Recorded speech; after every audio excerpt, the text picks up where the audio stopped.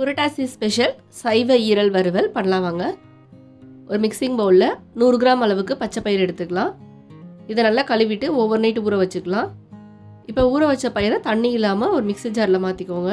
இது கூட ஒரு பச்சை மிளகா, மிளகு, சீரகம் சேர்த்து கொஞ்சமாக தண்ணி சேர்த்து இந்த அளவுக்கு பேஸ்ட்டை அரைச்சி எடுத்துக்கலாம்.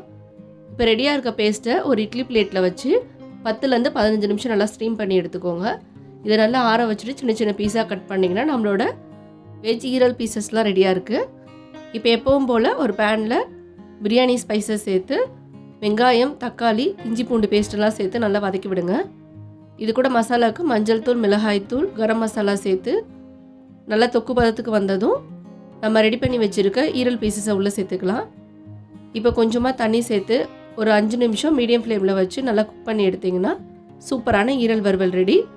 ஃபைனலாக கொஞ்சமாக பெப்பர் தூவிட்டு சர்வ் பண்ணிங்கன்னா சூப்பராக இருக்கும். ட்ரை பண்ணி